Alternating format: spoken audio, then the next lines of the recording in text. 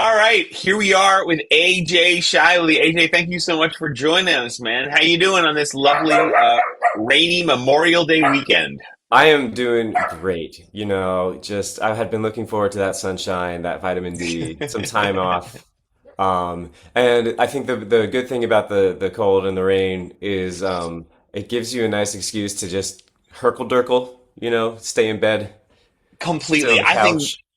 I think that's what most people are thinking. I think most people are totally jazzed to be able to Yeah. completely chill this weekend. Oh, it's like, thank God, my beach bod's not ready. I can just sit at home Right. with my blanket. Exactly. And that's what they're all thinking. You and I are fine with the beach pod Oh, situation, no, but no, no, no. Oh, they're we're all ready thinking, to go yes, always, always. No, no, no, no. always, We're just always. empathizing. Yeah. Exactly, exactly. And they need the rest because coming up on June 13th, of course, Saturday night at 9:30, they are busy because they're coming to see Broadway's Next Hit Musical with special guest AJ Shively live at the Phoney Awards at 54 Below. It's And absolutely true. Yes. that's why they're all resting today. So it's so exciting for us that you are doing this show with us. The cast is like totally buzzing. We are so psyched to have you. And we luckily we got you primarily through your connection with our social media, our PR person, Amy Sapp, with whom I guess Yeah, you've known yeah. Amy for a while. Yes, yeah. Yeah, That's yeah. She awesome. reached out and kind of uh asked like, would you ever be interested in like publicly making up a musical on the spot? And I was like, well, in college, in musical theater school, we would Yeah. our like late night fun was to break into the School of Music and steal a practice room and sit around a piano and like improv musicals. And I have not been able to do it since, and I'm jazzed. I'm so excited. Isn't is it's funny because that was my experience as well. I was in the Yeah. improv group and we did that as well. We experimented. So what was that like for you doing that back? Was that your first at first and you went to University of Michigan, am I right? Yeah, I went to the University of Michigan. Yes. Okay. And were you a theater major or musical theater or what Musical were you? theater. Musical A theater. musical Okay. theater major, yeah. I loved it. I love school. Something I loved about Michigan was, and it might be specific to kind of my class or like the time I was there, but we were all such nerds. Um, and everyone was so smart. And I just remember orientation weekend sitting down with two of my new classmates meeting for the first time and having this like really deep discussion about like religion and its place in society, and my in Yeah. my mind just going like, holy shit, I'm in college. Like, Completely. this is a college conversation. Yes, yes, it's true. You get those totally expansive, Yeah, right? Expand, yeah, yeah, I'm which living the cliche. you completely. So you were in, and then you were in an improv group as well, or that was your No, musical theater people. this was how nerdy we were. It's like after a full day of like musical theater lessons and then a full night of musical theater rehearsals, we would go to the musical theater building to sit by a Yeah, musical theater piano, and like we had enough make people in our up. class who could play and just like make up songs in the style of, Jason Robert Brown I or mean, how freaking cool is that, right? Like, and you're right though. I mean, I have two daughters, one of whom is about to finish 10th grade. So I'm starting to, we're really starting to have to think about this. And she's a musical theater kid, and that's what I think about is like you are about to enter a period of time where you can immerse yourself completely, So I get it. yeah. I mean, and what a great thing to do. So are you, so growing up, was improvisation part of your training at all? Did you do anything like that? No, I did plays at the children's theater.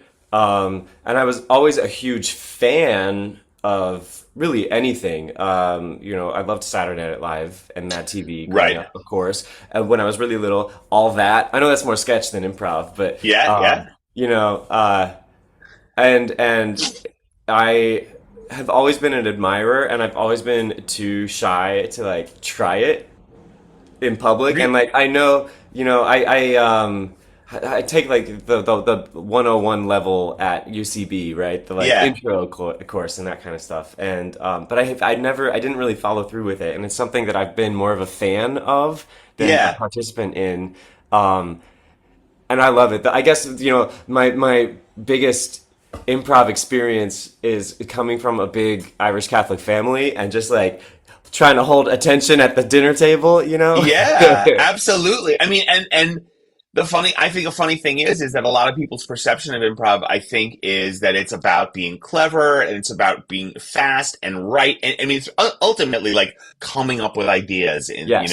Yeah. which to Well, and me, that's actually a deep understanding of what is going on. Like, right, right. Whereas and to me, a lot of that actually equals writing and stand up. mhm. Whereas to me, real improv is what you're talking about. It's about just being present in the moment and sitting around a table and actually reacting. It's a lot Yeah. less scary. And when it's done right, it's really not that. It's really just about like being present and accepting your idea. So I would guess even more than the level 101, the Irish Catholic family is Yeah. probably the prep that you needed for Yeah, for the absolutely. 13th. Yes. So, Yeah. um, Well, and you, when you do Shakespeare and stuff, like I had instructors and directors who would be like, "All right, let's do this again," and leave the text, leave the poetry, and just paraphrase with your contemporary language. And so, like right, that kind of improv, also, and like improving on a film set, or right. the director doesn't say cut, and you just have to keep going, Keep and going, right. you know, Well, and also another question I have for you is, I mean, you're right. You've done film, you've done TV, you've done live. You've done Broadway, you've done theater, and I imagine we'll say particularly with theater where you've done, Paradise Square. How long did you do Paradise Square? uh, I was in development with Paradise Square. I think the first workshop I did was in 2018, I want to say. Okay. And then we went to Berkeley Rep in 2019. And then we were supposed to come to New York in 2020, and then obviously Yeah. didn't. And so we ended up doing another out of town in Chicago in 2021, came to New York in 2022. So what is that? All That's said and four. done, like 4 years, Yeah, um, right. 5 years. And in the development of a new musical, particularly with Paradise Square, where there's no source material, and we're just Yeah. kind of like these are the archetypes of the people that we're following. There was a lot of improv that happened. Our Right. director was Moises Kaufman, who Yeah. devises pieces. So you start with kind of a basic truth, and then you're kind of like, well, what happens if A plus B? What does A plus B equal? Yes. Yes. One of my proudest moments is like, in my opinion, one of the biggest laugh lines of the show is a line that I completely just like off the cuff started You just saying, and found. we had a like incredible sound mixer who would just leave my mic on, even though it wasn't in the script, but Ah, just leave my mic on for that moment. Um, you know, and I do a lot of new work, like developing new work yeah. is kind of what keeps me in the industry. Like That is so cool. being in rehearsal with smart people is kind of my happy place.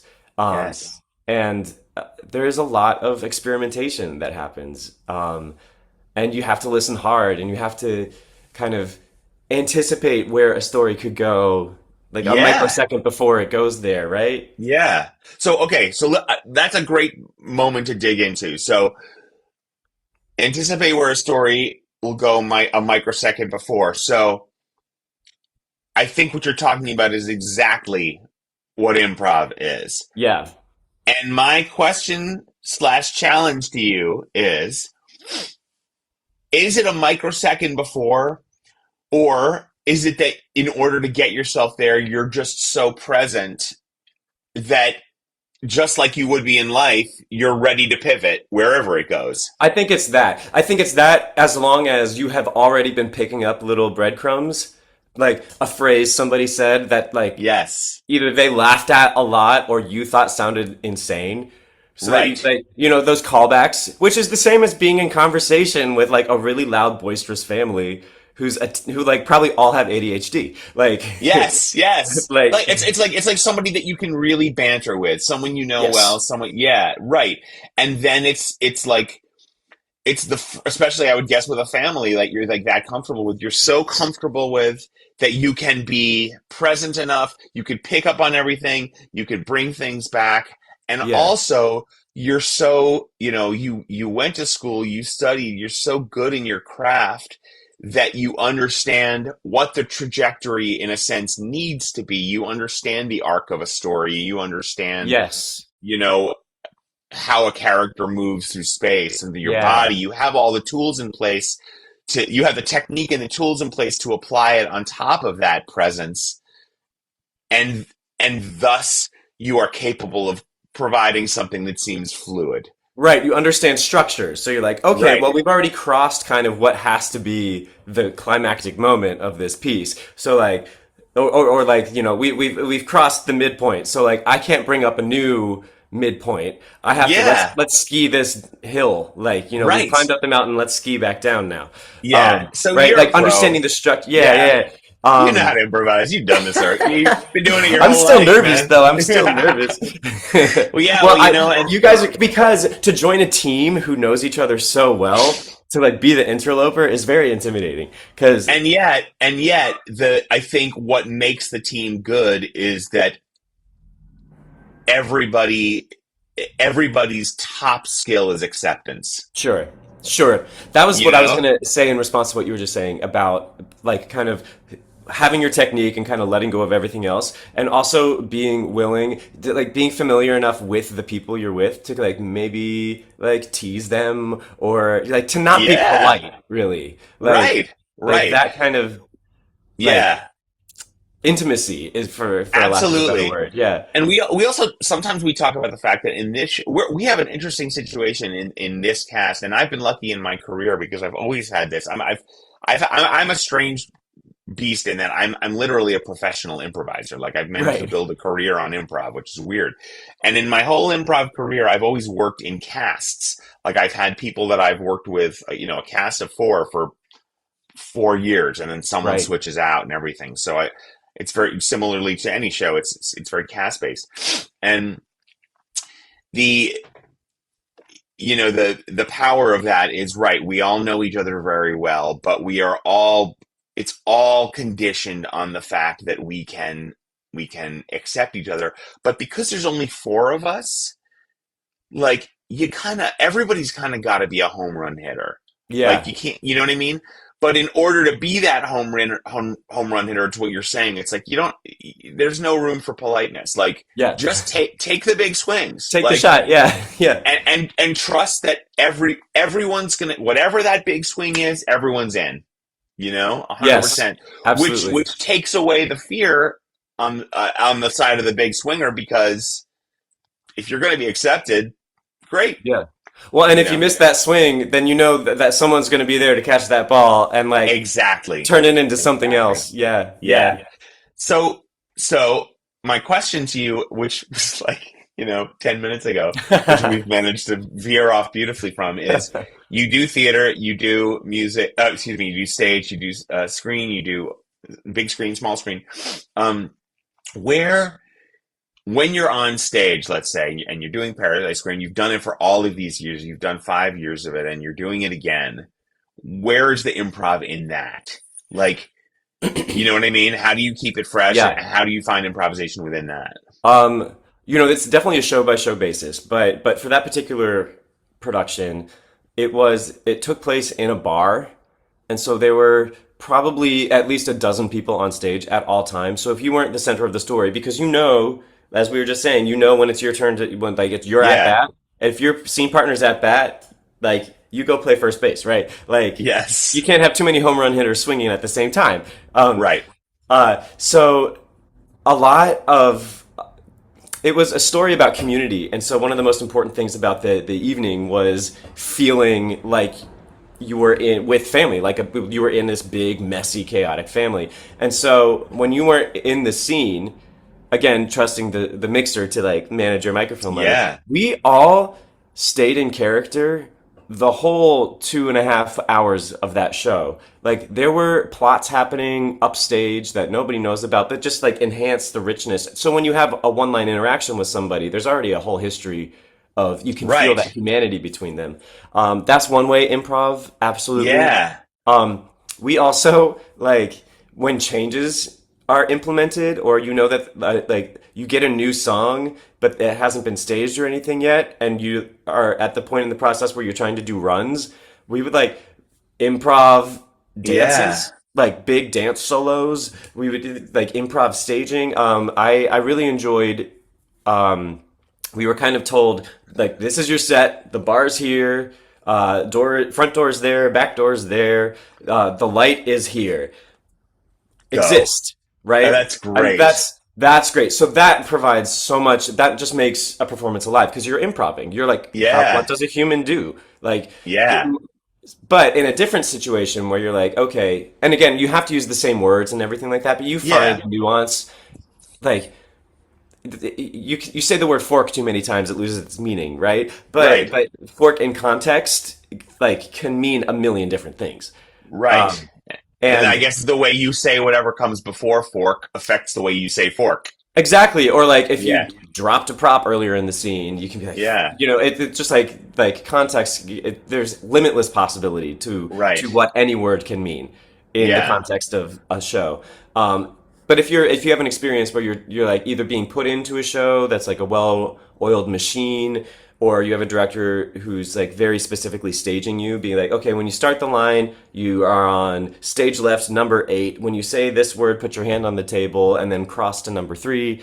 So Yeah. when you're in a really tight environment like that, which feels very antithetical to improv, it's it's even like improv, it's all about that connection. You have to see your scene partner to make the show good. I mean, you can absolutely go Yes. rote and like get, Yes. and we've all seen those shows and we're like, oh, that's good, right? Yeah. But to Right. make it alive and visceral, it's you got to just lock in, and some kind Yes. of something will happen, and it may be mischievous and have nothing to do with your job that you're doing. It could just be literally the actors are having fun with each other, but something will happen when you're repeating something over the course of years. Something new will happen, and you have to just like keep your eyes open, keep your ears open, and Right. like accept the newness as a gift, and like let it inspire you to like do something while you put your hand on the table when you say this word and cross to 3, like Yeah. because Yeah. motivations can't be set, like you can change that up, Right. you know Right. And yeah, I love and again, there was a word that, there was again that word acceptance. Like you yeah, said it yourself. And I also love the idea that like, it could be as simple as just that it's your hand on the table because you don't know. It's not really about the hand on the table. It's where does that take you? exactly, Who yeah, knows? And it's the sort of the gift of the who knows that's really what it is. Like yeah. that might take you anywhere, and I guess that's really what keeps it fresh.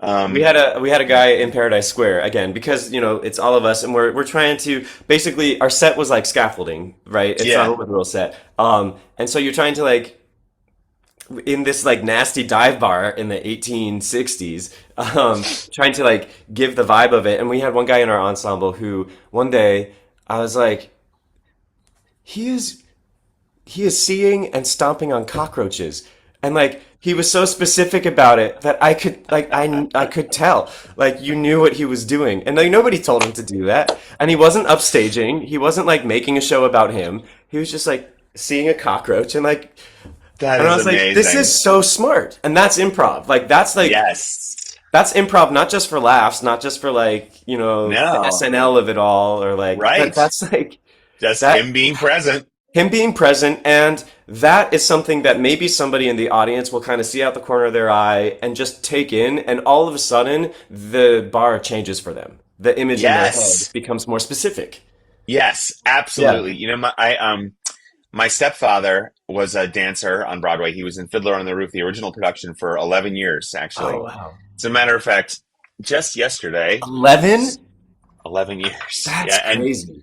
during that time, during that time, Jerome Robbins came to him and said to him, I'm working on this new show. It's an adaptation of Romeo and Juliet with these gangs.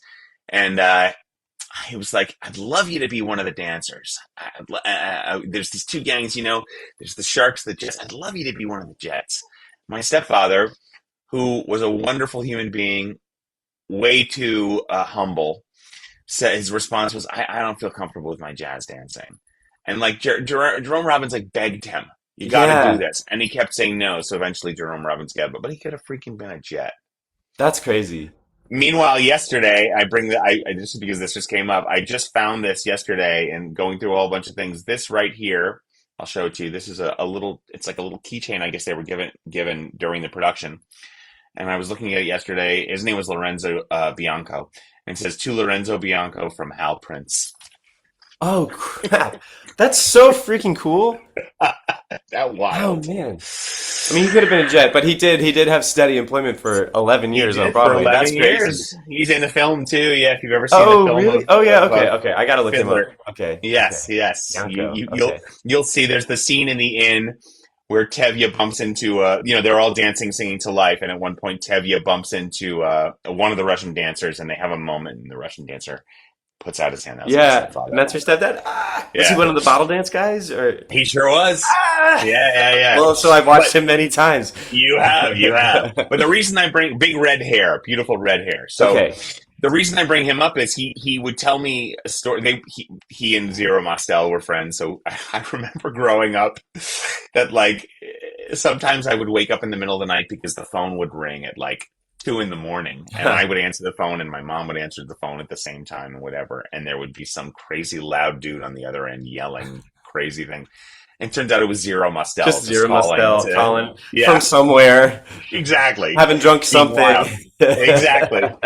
So, but my stepfather told me that all the time, the scene, the nightmare scene in Fiddler on the Yeah. Roof, that every night Zero Mostel was off somewhere on the stage doing something wild and different. Yeah. Like there was a point at which my stepfather said he looked back and Zero Mostel was standing behind what is her name? Broom. I can't remember the Broomhilda. name. Broomhilda. Yeah, Broomhilda. Is Something it like that. Broomhilda? Yeah. Something like that. Yeah. Standing behind the bed, her bed, just Oh no, pretending to Broomhilda be. is It's not. Valkyrie. It's Yes, it's Brumacera. Frumacera. Brumacera. Yeah. Yeah. Um, standing behind the bed up there, just pretending to pee upstage. Just like no reason, no one could see it. Just Just to keep it alive. Well, that's actually something that. So I had always, after musical theater school, intended to go to like get an MFA and real yeah, acting school. But I was very fortunate and was cast in La Cage aux Folles on yes. Broadway very shortly after I graduated from college. And that is the longest run I've ever done consecutive performances. How I did long that was for a that? year. I did it for a year and a half. So Um, how many performances do you? oh my God. Oh, I didn't calculate that. I don't know. A lot. Right, Hundreds. a Yeah. lot. Yeah, yeah, yeah. Yeah. So Um, what was that like? it was I eventually after like 5 or 6 months, I kind of like came into consciousness on stage while speaking, and I was like, "Oh, I'm really bad in the show right now." Like I was completely like rote, um, and I was like, "Well."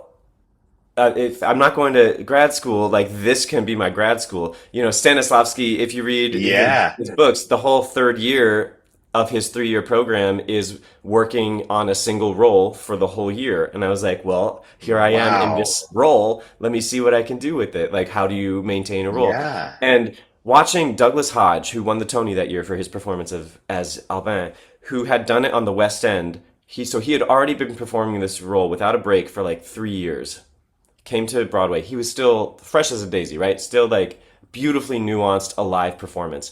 And I noticed that every couple of shows, every couple of performances, he would just do one thing a little different. And nothing that involved any of his scene partners, but he would like take a sip of tea where he had never done it before. Or like just one little thing. And that's another tiny way that improv can live within a very Yeah. structured environment. Um, because you need it, like like the life of the piece, like you can't, you have to keep creating what you created. Right. It's not the interesting thing, it's the act of creating it that's interesting for the audience to watch. Yes. And so like finding those, and that was like the biggest, one of the most important lessons I learned on that show in my grad school. Keep Was surprising yourself. keep surprising yourself, or just like fuck yourself up a little bit and see how you get Right. out of it. Right. Again, without involving your scene partners, Yes. unless they're like Yes. with you and along for the ride, like let's fuck some shit up, right? Yes. But because we've all also worked with actors who will fuck shit up and like you're not prepared, and now all of a sudden you don't get to participate in the storytelling. You can only try and Yes. yeah, like Yes. you know, Yeah, it's not to enhance the piece. It's with yes, different motivations. yeah, Yeah. yeah, with different, yeah, yeah. But just like a little, like he'd or he'd like just start stirring the tea for that scene instead of sipping it, and just like stir it. Just a little thing like that, which like nobody notices unless you've like seen the man do it 200 times, and you're like, oh my god, this is how he stays Yes. alive. And so my question is, was it a deliberate choice to start to stirring, and then from there, let's see what that does to him, or was it in the moment, without even thinking about it, that night that happened? I don't know. I never had the balls to ask. But Um, what's your intuition? but my intuition is a little of both. Okay, So, or not to be so specific as tonight, I will stir the tea right. and see what happens. But it could be. I think, you know what? This scene is starting to feel a little stale. So, like, let me Okay, do something at this moment. And then when got the it. moment arises, it's like, well, I have a spoon, you know, Yes, or you know, like, 100%. I have a when I teach, or I don't say this as much anymore, but it's something I used to say a lot, although it's still equally true. When I teach improvisers, particularly young ones, and you're in a scene and you're just standing there and you have no clue what to do. yes, I was to say the answer's in the desk, which yeah, really means the environment. Just interact with your environment. yeah. It'll give something back to you. You Stella know. Adler said just clean your nails.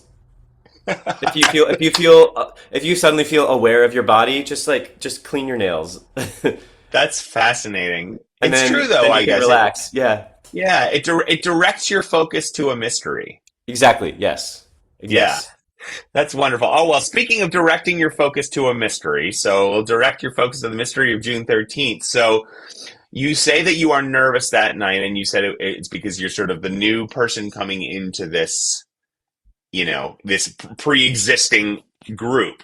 yeah. But so on the other hand, I know my answer to this for you, but for you, what are you bringing in that's like your superpower? Um, I think. Ooh, that's such a Beyond good the fact question. that obviously you're like, you sing, you do it all. You do killer Irish accents, I do especially according accents. to the Yes, I do internet. accents. I do accents pretty well. I think a benefit of being raised in Ohio is I've got like the aw shucks comes pretty easy. Nice. Um, I think um, But as a like a as a cr- perform, yeah. yeah, I think a lot of the work I do involves being like a charming person who like really messes up somehow or like something bad happens. People like to see bad stuff happen to me, but because like somehow I'll make it okay. I Like love that. I love that. And is that you in life? Is that you as a performer? Is that you both? um I don't know. I don't know. I mean, I guess it is me in life because everything you do as a performer is comes from you in life, right? But Absolutely. I don't know. I think it's more of a like musical theater archetype than real life. Real life, Yes. everyone's got the highs and lows. I don't think that makes anyone special dealing with them, getting through them, right? Um, 100%. yeah, I think like being gullible and being a little like aw shucks from Ohio is unfortunately the case. Yeah, yeah. Like 100%. I've lived in New York City for like decades at this point. I came as a kid, like, but I still am like.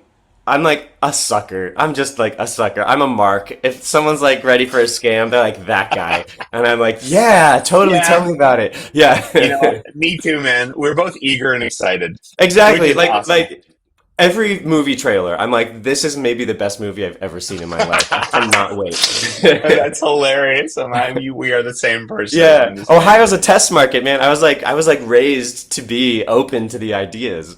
That is so fun. That's right. We some on the next time we chat, we'll chat about Ohio because we Yeah. mentioned this briefly. But you grew up there, and I went to college there, and Yeah.